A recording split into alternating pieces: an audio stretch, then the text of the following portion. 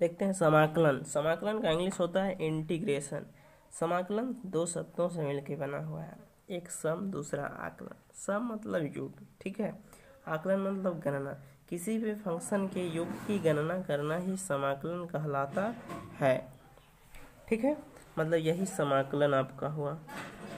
अब देखते हैं इंटीग्रेशन, इसका इंग्लिश नाम होता है इंटीग्रेशन। इसका दूसरा नाम एंटी डेरिवेटिव। एंटी डेरिवेटिव कहने का मतलब inverse process of differentiation is called integration. मतलब एंटी डेरिवेटिव, डेरिवेटिव का दूसरा रूप, उल्टा रूप ही इंटीग्रेशन कहलाता है, ठीक है। अब देखते हैं इसका नोटेशन किस तरह है। तो इसका नोटेशन इस तरह का होता है, सम का पहला लेटर, जैसे एस का पहला, सम का पहला लेटर क्या होता है, एस होता है। तो इसी को गणितज्ञों ने लिखते लिखते ऐसे लिख दिया, यही इसी को बोला जाता है इंटीग्रेशन। क्या बोला जाता है, इंटीग्रेशन। अब देखते हैं बोला कोई फंक्शन जैसे मान लिया जाए एफ एक्स है, जो x के रिस्पेक्ट में डिफरेंशिएट है। हम आप लोग को पढ़ाना है डिफरेंशिएशन, जिसका डिफरेंशिएशन मान लिया जाए एफ डैश एक्स हुआ। क्या हुआ, एफ डैश एक्स हुआ। मान लिया इसका डिफरेंशिएशन कितना हुआ, एफ डैश एक्स। यही कोई एफ एक्स नाम का फंक्शन है जिसको डिफरेंशिएट किए तो क्या निकला, एफ डैश एक्स। और यही यदि एफ डैश एक्स वाले फंक्शन को यदि पुनः इंटीग्रेट कर दिया जाए, क्या कर दिया जाए, इंटीग्रेट कर दिया जाए, तो वही फंक्शन प्राप्त हो जाता है। मतलब इसीलिए परिभाषा लिखा है, inverse process of differentiation is called integration. मतलब इन्वर्स प्रोसेस मतलब उल्टा प्रोसेस है डिफरेंशिएशन का। जैसे मान लिया जाए एक्स स्क्वायर का कोई फंक्शन है, एक्स स्क्वायर नाम का, इसका यदि आप लोग एक्स के रिस्पेक्ट में डिफरेंशिएट किए तो कितना डिफरेंशिएट होता है, 2x होता है। यदि यही 2x को पुनः इंटीग्रेट करेंगे तो क्या प्राप्त हुआ, 2 into integration of x. Constant जो होता है बाहर चले जाता है इंटीग्रेशन में। जिस प्रकार डिफरेंशिएट में कांस्टेंट बाहर जाता है, उसी प्रकार से इंटीग्रेट में भी कांस्टेंट कहाँ जाता है, बाहर जाता है। तो 2 कांस्टेंट था, बाहर चले गया। अब देखते हैं एक्स का इंटीग्रेट होता है एक्स स्क्वायर बाई 2। क्या होता है, एक्स स्क्वायर, जो आगे आके बताएंगे आप लोग आगे, एक्स स्क्वायर बाई 2। तो 2 क्या हो गया, समाप्त हो गया। 2 क्या हुआ, कट गया। 2 क्या हुआ, कट गया। e2 और e2 क्या हो गया, कट गया। तो बच गया क्या आंसर, एक्स स्क्वायर। अब देखते हैं इसको पढ़ेंगे कैसे इंटीग्रेशन। तो इसको पढ़ेंगे जैसे इंटीग्रेशन का sign f x into d x है। तो integral of f x with respect to x, मतलब एक्स के रिस्पेक्ट में एफ एक्स को क्या करना है, इंटीग्रेट करना है। अब देखते हैं कुछ इंपॉर्टेंट, मोस्ट इंपॉर्टेंट फार्मूला के बारे में देखते हैं।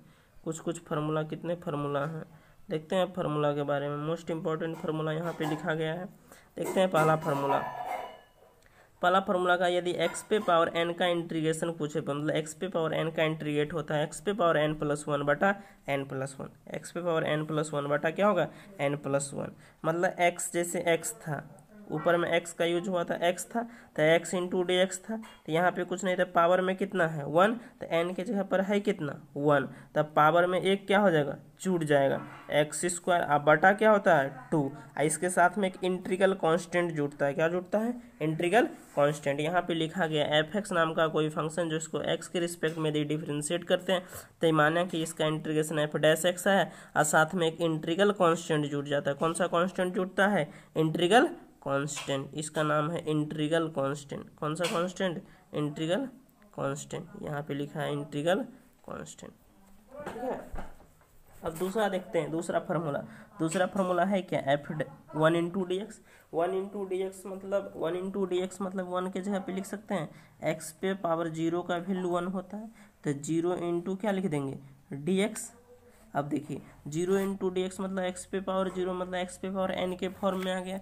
एक्स पे पावर n के फॉर्म में आ गया मतलब एक्स पे पावर n प्लस 1, मतलब 0 प्लस 1 अब बटा 0 प्लस 1। 0 प्लस 1 का मतलब होता है एक्स पे पावर 0 प्लस 1 का मतलब होता है एक्स पे पावर 1। एक्स पे पावर 1 का मतलब हुआ 1, वो एक्स, अब बटा क्या 0 प्लस 1 मतलब 1, अब प्लस क्या है सी, मतलब एक्स पे पावर 0 का इंटीग्रेशन क्या है एक्स, प्लस सी। एक्स पे पावर 0 मतलब 1 इंटू डी एक्स बोलिए का इंटीग्रेशन एक्स बोलिए, या तो 1 इंटू डी एक्स, केवल डी एक्स का इंटीग्रेशन एक्स होता है, या तो 1 इंटू डी एक्स का इंटीग्रेशन एक्स, 1 का इंटीग्रेशन एक्स, या 1 इंटू डी एक्स का इंटीग्रेशन एक्स, या तो डी एक्स का इंटीग्रेशन एक्स। अब देखते हैं, यहीं पे देखते हैं, यदि मान लिया जाए अब कोई कांस्टेंट रहेगा, 1 ये क्या है, कांस्टेंट है। अब यदि कोई कांस्टेंट नाम का फंक्शन है, मान लिया जाए कोई कांस्टेंट है, क्या है, कोई कांस्टेंट है, ठीक है, कोई कांस्टेंट है जैसे c, क्या है कांस्टेंट, सी इंटू डी एक्स है, लिख दिए, इंटू क्या डी एक्स। अब बराबर कांस्टेंट नाम का फंक्शन कहाँ चले जाता है, बाहर में, कहाँ चले जाता है, बाहर। तो सी इंटू बच गया क्या, डी एक्स का इंटीग्रेशन। अभी तुरंत बताइए डी एक्स का इंटीग्रेशन होता है क्या है, एक्स होता है, तो सी एक्स। अब फिर देखते हैं पुनः, इसी पे एक एग्जाम्पल देखते हैं। जैसे मान लिया जाए, जैसे 2 इंटू डी एक्स है, ठीक है, तो 2 कांस्टेंट है, 2 कहाँ आ जाएगा, बाहर, तो बच गया अंदर में क्या, डी एक्स। अभी तुरंत पढ़े डी एक्स का इंटीग्रेशन होता है क्या, एक्स, तो 2x प्लस क्या हो गया आंसर, सी। अब फिर ना देखते हैं, मान लिया जाए अब यदि आपको दे दिया 2x इंटू डी एक्स का इंटीग्रेशन, तो 2 कांस्टेंट था, 2 कहाँ आया, बाहर, तो अंदर में बच गया क्या, x इंटू डी एक्स, इस पे पावर कुछ नहीं, कितना है 1 पावर x पे। अब x पे पावर n का इंटीग्रेशन होता है 2 इंटू एक्स पे पावर में 1 जुट गया, तो 1 प्लस 1 2, अब बटा क्या 2, मतलब n प्लस 1 बटा n प्लस 1 होता है ना, अब प्लस क्या c, 2 2 खत्म, मतलब इसका इंटीग्रेशन केवल क्या हो गया, एक्स स्क्वायर प्लस क्या हो गया answer, c, x square plus क्या c। चलिए दूसरा फॉर्मूला देखते हैं। उसी प्रकार से यदि आप लोग 1/x² का इंटीग्रेशन पढ़िएगा, 1/x² का इंटीग्रेशन होता है -1/x, 1/x² का इंटीग्रेशन क्या होता है -1/x। अब कैसे हुआ 1/x² का -1/x इंटीग्रेशन, अब देखते हैं। 1/x² को यदि नीचे में x² ऊपर में ले जाएंगे तो इसको लिख सकते हैं x पे पावर -2 इंटू डी एक्स। यदि x पे पावर -2 मतलब x पे पावर n के फॉर्म में, तो x पे पावर n प्लस 1 अब बटा n प्लस 1, अब प्लस क्या लिख देंगे, c लिख देंगे। अब देखते हैं x पे पावर -2 प्लस 1 मतलब x पे पावर क्या होगा -1 और नीचे में क्या -1, अब प्लस क्या हो जाएगा c हो जाएगा, क्या हो जाएगा c। अतः x पे पावर -1 अब बटा क्या आया था -1 अब प्लस क्या आया था c। x पे पावर -1 है, इसको नीचे ले जाएंगे तो 1/x हो जाएगा, इस माइनस को आगे लगा देंगे -1 को, अब प्लस क्या हो गया c, मतलब 1/x² का इंटीग्रेशन क्या हो गया -1/x। उसी प्रकार से 1/2√x का इंटीग्रेशन होता है, 1/2√x का इंटीग्रेशन होता है 1/2√x, 1/2√x नहीं सॉरी 1/√x का इंटीग्रेशन होता है 2√x, 1/x का √x का इंटीग्रेशन क्या होता है 2√x। उसी प्रकार से 1/x का इंटीग्रेशन होता है, याद रखिएगा आप लोग log x होता है, बहुत इंपॉर्टेंट है, क्या होता है बहुत इंपॉर्टेंट है। 1/x का इंटीग्रेशन क्या होगा log x, क्योंकि inverse process of differentiation is called integration. तो जिस प्रकार से log x का डिफरेंशिएट 1/x होता था, उसी प्रकार से 1/x का इंटीग्रेशन क्या होगा log x।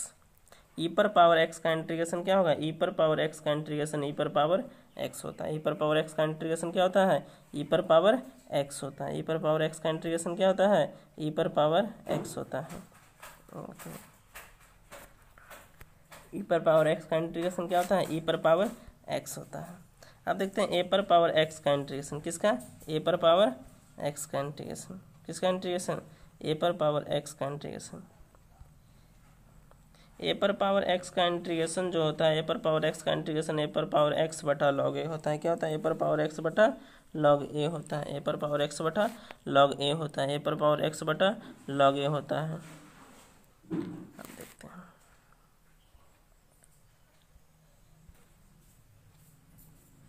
अब देखते हैं साइन एक्स का ट्रिगोनोमेट्रिकल फंक्शन है साइन एक्स का इंटीग्रेशन क्या होगा, तो साइन एक्स का इंटीग्रेशन होता है minus cos x।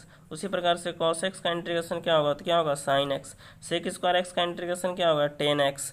cosec square x का इंटीग्रेशन क्या होगा, तो cosec स्क्वायर x का इंटीग्रेशन होता है minus cot x। cosec square x का इंटीग्रेशन क्या होता है minus cot x। cosec square x का इंटीग्रेशन होता है minus cot x, minus cot x, minus cot x।